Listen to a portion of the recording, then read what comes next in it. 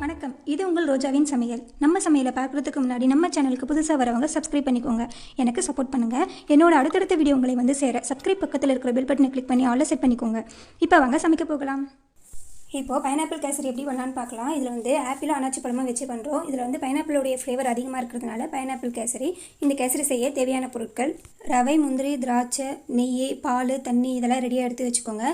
Pineapple, ஆப்பிள்லாம் cut பண்ணி வச்சுக்கோங்க. பைனாப்பிளை வந்து துருவுனிங்கன்னா ஜூஸ் மாதிரியே வரும், அதுவும் எடுத்து வச்சுக்கோங்க. இந்த தேவையான பொருட்கள் இதோட அளவு எல்லாமே டிஸ்கிரிப்ஷனில் கொடுக்குறேன், பார்த்துக்கோங்க.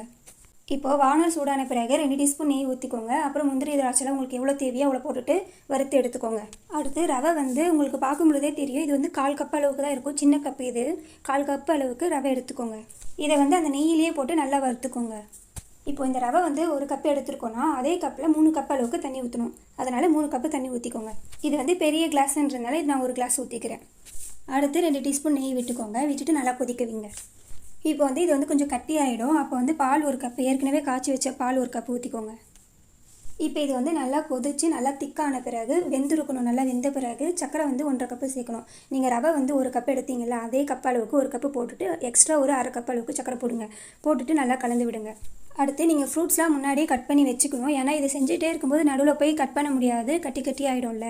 அதனால் முன்னாடியே கட் பண்ணி வச்சுக்கோங்க. இப்போ இந்த கட் பண்ண ஃப்ரூட்ஸ்லாம் சேர்த்த பிறகு நல்லா கலந்து விடுங்க.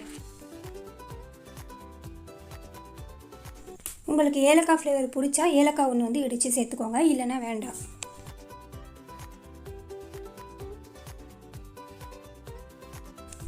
அடுத்து வறுத்து வச்சுருக்கிற திராட்சையும் முந்திரியும் சேர்த்துக்கோங்க.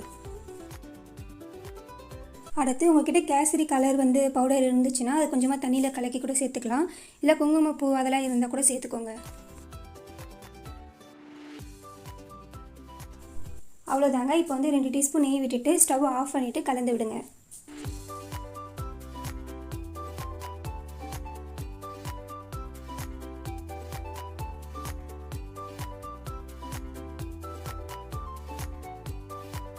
அவ்வளோதாங்க, அன்னாச்சி பழம் கேசரி ரெடி. இது போலவே நீங்களும் ட்ரை பண்ணி பார்த்துட்டு எப்படி இருந்ததுன்ட்டு கமெண்ட் பண்ணுங்கள். இந்த வீடியோ உங்களுக்கு பிடிச்சிருந்தா சப்ஸ்கிரைப் பண்ணுங்கள். தேங்க்யூ.